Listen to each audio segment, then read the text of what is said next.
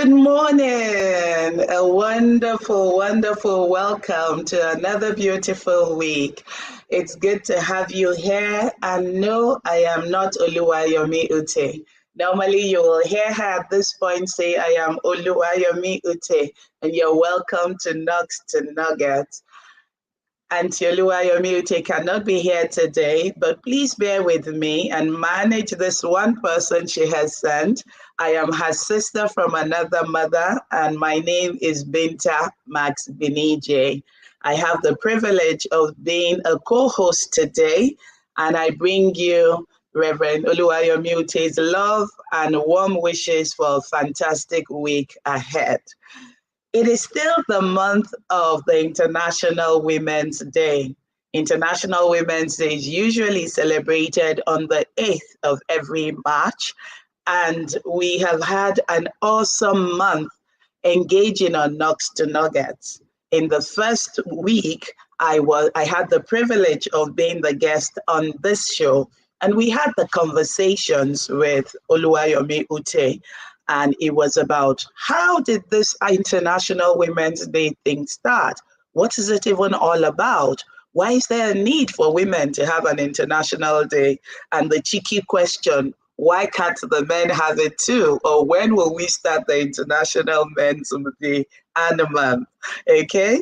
And we talked about the genesis of International Women's Day, how it all started, how over 100 years ago, particularly in the year 1910 and 1911, when a woman named Clara Zetkin, who was the leader of the Women's Office for the Social Democratic Party in Germany, hit upon the idea of the need to have the conversations around gender equity, to drive that agenda, to ensure there was equity in work roles, in payments, in wages, in emoluments for women who were doing the same work that men were doing.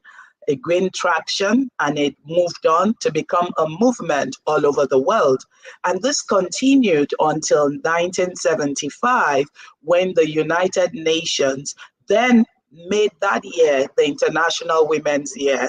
And from then on, we began to celebrate the International Women's Day on the March of every year. That is the history of the International Women's Day. But it went beyond that to being just more than a day, but also the entire month. And then again, it turns out that for some people who celebrate the Mothering Sunday in March, it was a great time as well. So globally, March is that month when we celebrate women over and over again, where we give a focus to issues such as gender equality, reproductive rights, violence and abuse against all women. We make it a day or a month of celebrating social, economic, cultural, and even the political achievements of women. And we also make it that month when we make that clarion call to action for accelerated gender parity. That was the conversation in the first week. The second week, we were beyond honored to have on Nugs to Nuggets the phenomenal Auntie Bimbo Oloyede.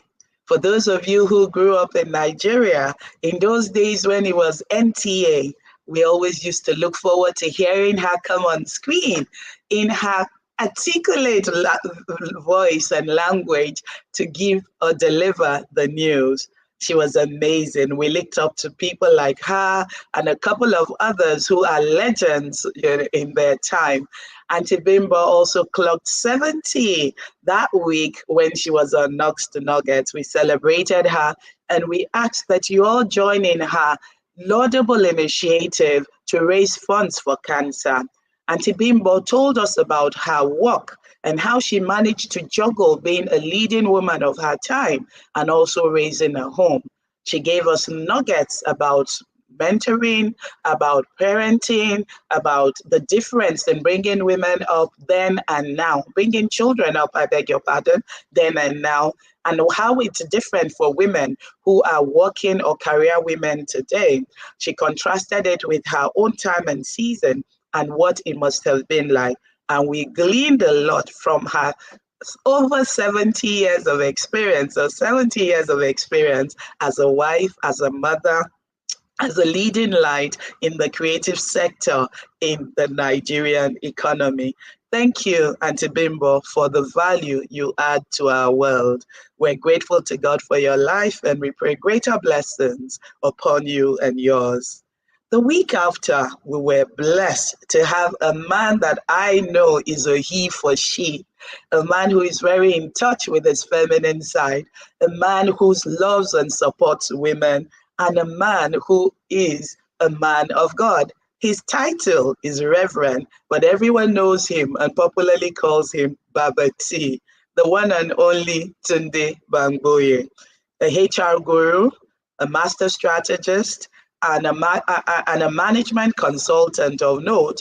Baba T, Mr. Tunde Bangboye, Reverend Tunde Bangboye, was on this show on Knox to Nuggets, and he was amazing.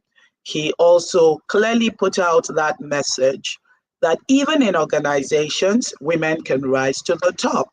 And so when we say inspire inclusion, it's about bringing women to the table and letting them be.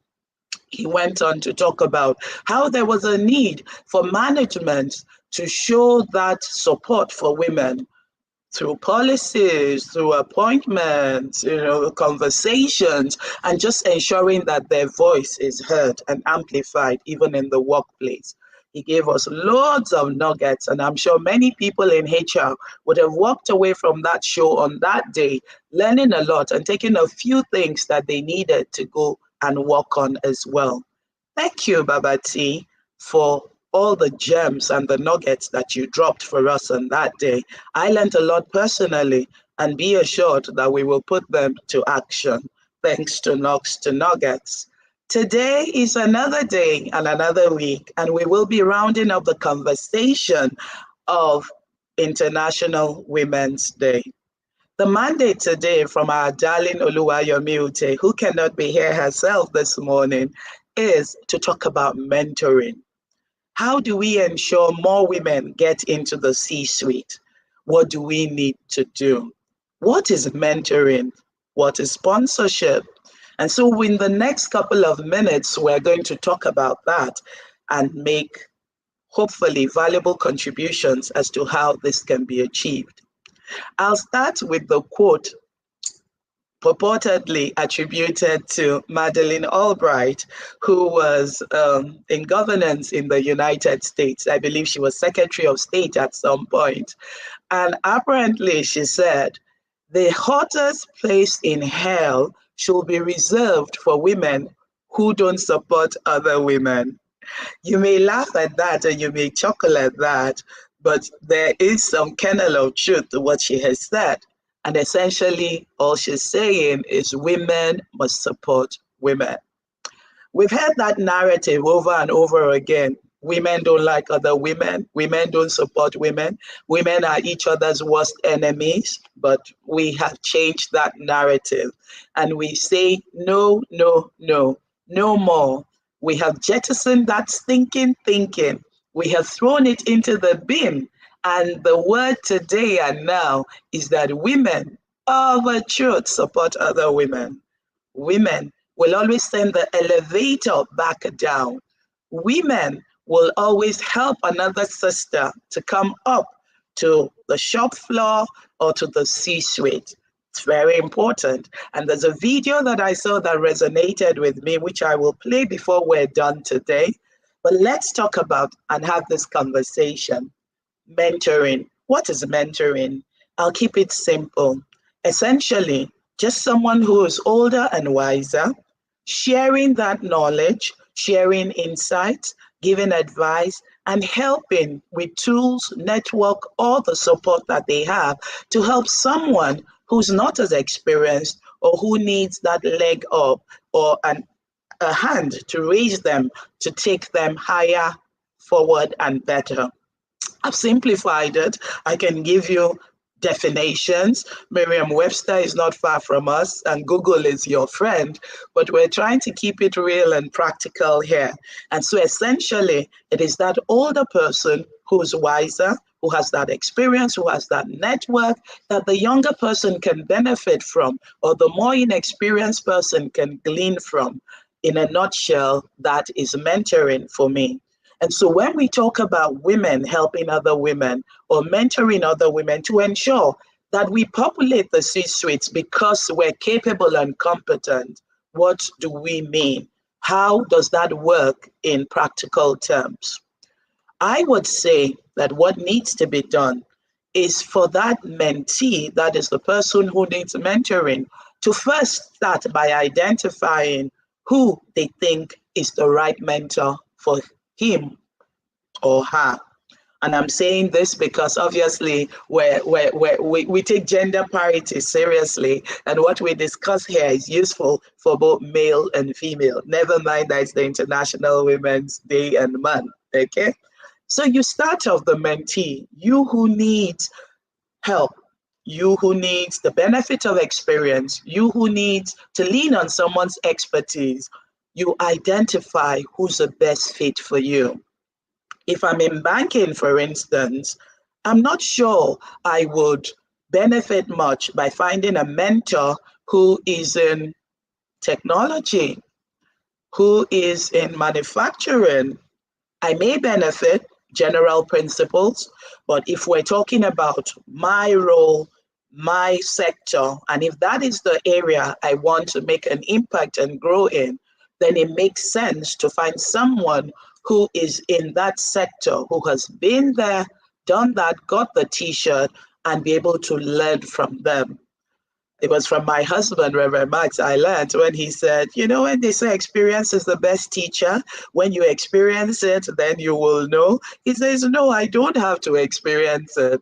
I can learn from people who have walked that pathway, who have fallen, who have, you know, made the mistakes. So I won't have to make them. And for me, I think that's an invaluable truth. And so I took it and said, yes, I would find the people who have been there, done that, and learn from them. They know where the bodies are buried, you know, in a manner of speaking, and I can avoid it just by learning from them.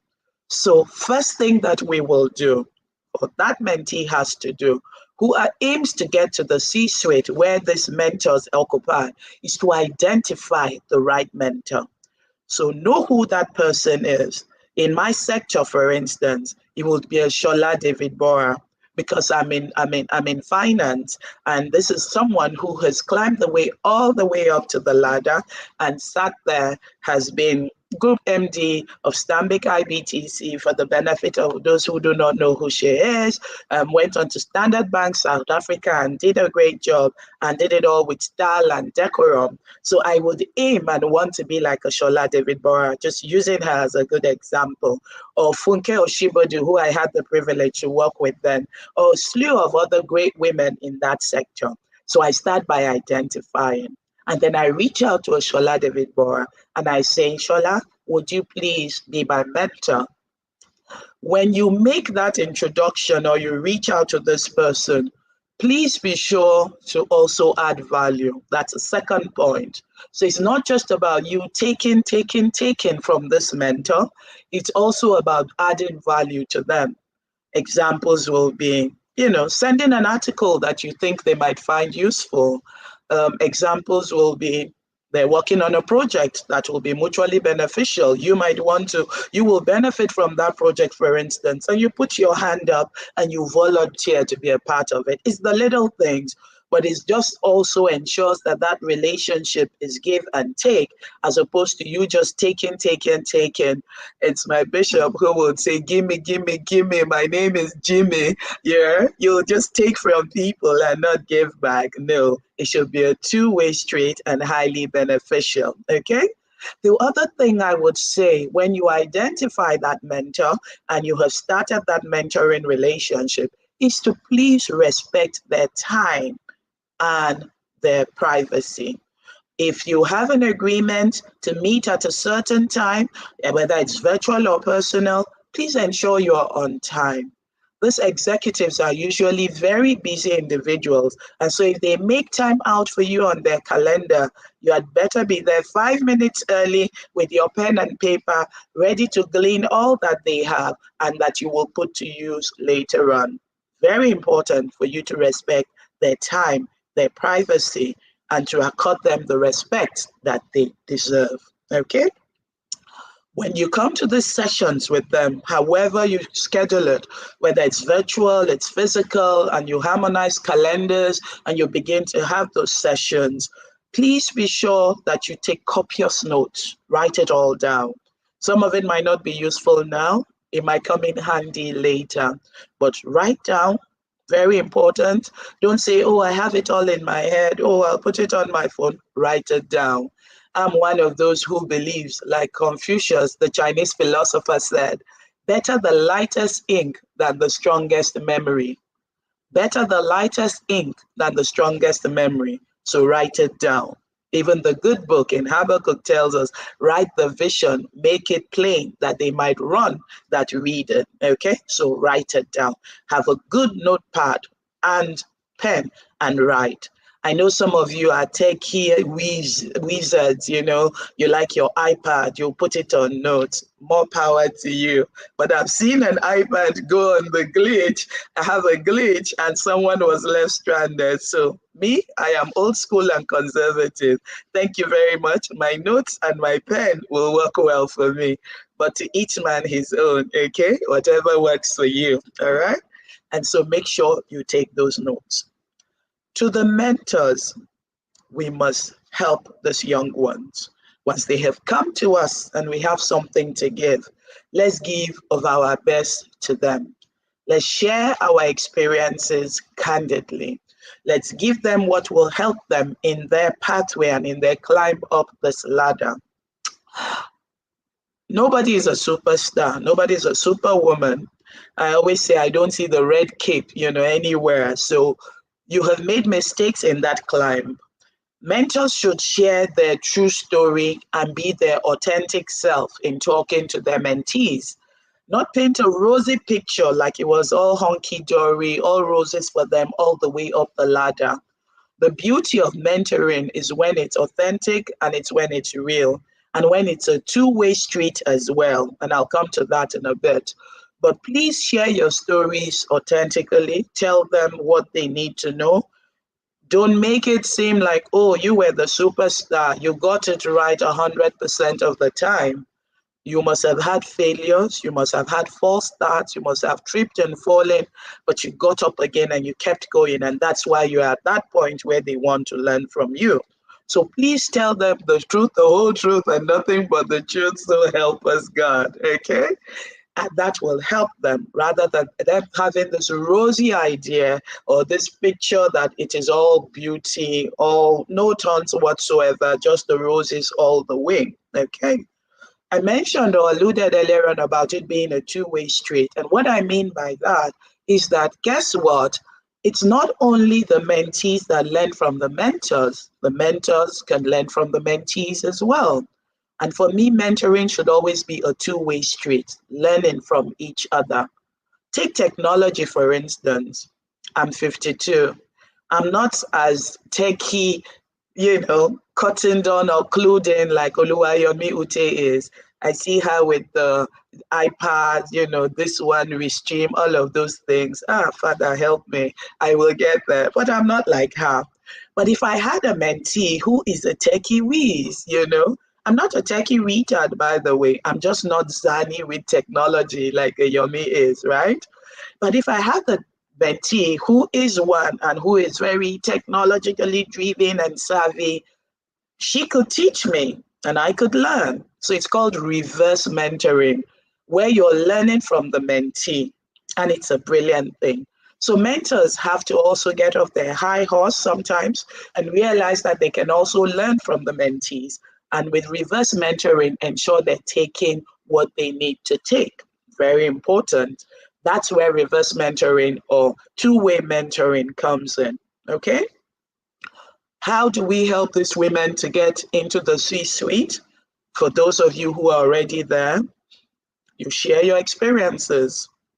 You give them the tips they need. You also open up your network to them and help them to leverage it. Very important, okay? Open up your network and let them leverage it. The book and that policy of 6 degrees of separation, it used to be said that people are only 6 degrees from one another. There's nobody in the world you might want to meet that you can't meet if you meet 6 people. So I want to meet an Aliko Dangote today. I meet a Yomi Ute. Who knows a Mr. Femi Otedola? Who knows, of course, as we all know, Aliko Dangote, and we're able to make that connection. And this is can be duplicated globally or worldwide. So that was the policy or the theory around the 6 degrees of separation. But guess what? I believe today that it is down to 2 degrees of separation because, very truthfully, I need to meet only one person, a Mr. Femi Otedola, who will take me to Mr. Aliko Dangote, the richest man in Africa. I need to meet only one person today who will take me to Mrs. Folorunso Alakija, the richest woman in Africa. Okay, so for me today, I say 2 degrees of separation, and boom, you're in the room. Okay, so we open the doors for our mentees. We help them to climb that ladder through introductions, through sponsoring, that person who has that competence and that skill to that room that she, we're talking about women in particular, needs to get into. Okay, please open the doors. And I'm sure that the mentor at some point in your life must have had someone who opened the door for you. You didn't automatically fly to that C-suite. You didn't automatically become the CEO and superwoman overnight. You took steps, and there were people along the way who helped you to get into that room and into that corner office. So in much the same way, there's an onus on the mentors to also open the doors for the mentees and introduce them the right associates, the right business opportunities, the right scholarship opportunities, and all of that. Very important that we do that, okay? And obviously, there is a call. The onus on the part of the mentee is when the door is opened for you. When you get into that room and you lean in, like Sheryl Sanders said in her book, at that table, make sure that you give your best. Be 110% excellent. Let there be no doubt as to why you are in the room. In every way, bring your A game on. Contribute meaningfully and knowledgeably to the conversations. If you don't have anything to say, please keep quiet. Learn from people who have trodden that path before you. Take all the nuggets that will be dropped at those conversations and those tables and prepare to move on to the next level. It's very important. At this point, I'll ask that you permit me to share this video that I said I saw and it resonated with me. And we'll come back and just conclude on this conversation after that. Watch this video with me, ladies, and the brave gentlemen in the room. Thank you. Let's shatter the notion that women don't support other women. Yes, we do. And here's how you and I can do it even better. If you're going to a cool event, bring another woman as your plus one. Give her the microphone.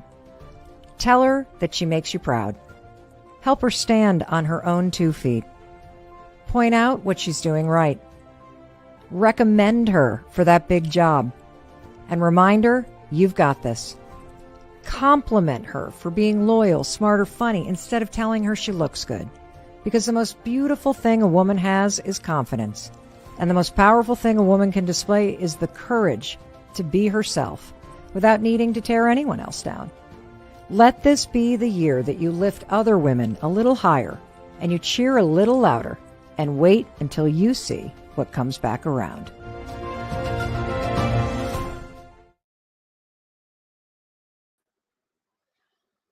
I totally loved that video from Mel, and I totally agree with all the advice that she gave. And so that's the call for all of us women, right? We've got to do that. We've got to cheer that woman, take her along to events, and that's what the mentor will do for the mentee. Take her along to that event. Recommend her to speak at some place or the other. In fact, pass on that board role to her if you are unable to handle it because your plate is full, rather than just not say no and let it go. Don't say no and let it go. Say no, thank you, And may I recommend instead this very capable, competent young woman who can do it, and you put forth her CV. It's very important. Let this be that year, Mel said, that we encourage other women, that we send that elevator back down, one of my favorite phrases, and we bring more women up to the C-suite and to that table. Very important. The last thing I'll probably talk about, oh my God, time flies when you're having fun. We'll soon be rounding up. But the last thing I must talk about is the place of integrity. And this is for the mentor and for the mentee as well.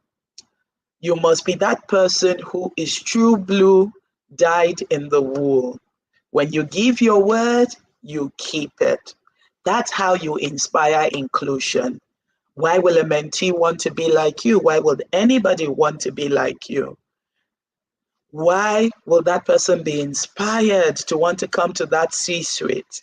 It will be because you have demonstrated time and again that you deliver on the goods, you deliver on organizational objectives, you deliver it well, and you do it with character and on solid integrity.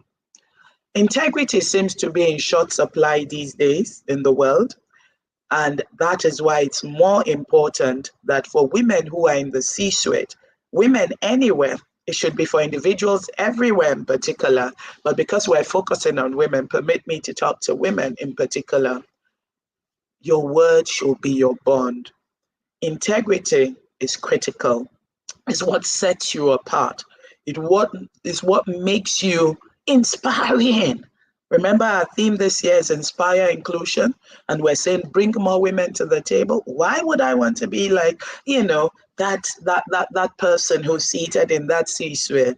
It's because she has done this, achieved this much, but character and integrity is critical also. I'll encourage everyone to be that woman who is a woman of integrity, who says it, who does it, who will come back early enough if there's any reason why that delivery date can be met, if there's any reason why that promise can't be kept, if there's any reason why something has to be shifted or won't happen, that you come back early enough. Why? It inspires trust. Your integrity remains rock solid, and more people will aim to be like you. And that's something we can do for the next generation. Inspire Inclusion is that theme for the year. And I'm reminded of Marianne Williamson's quote that a candle loses nothing by lighting another candle.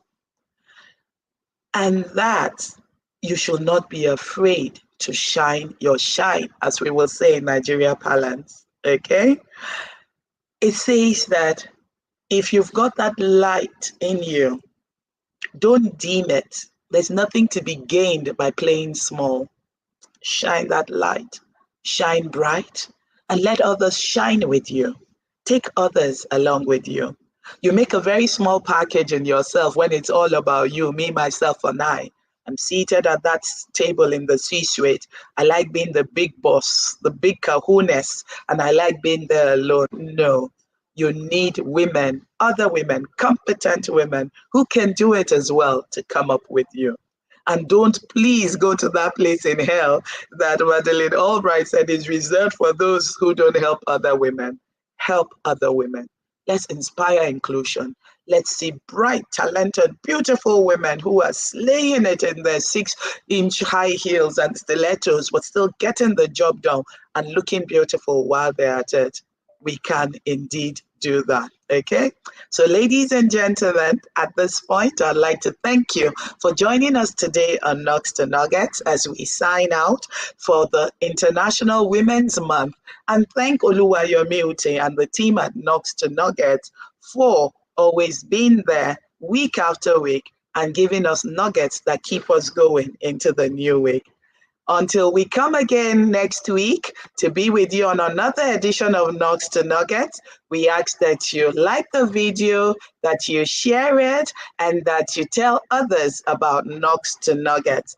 Oluwayomi will be with you in the studio next week, God willing. But until then, remember, as she would always say, together we win. God bless you. Have a wonderful week ahead.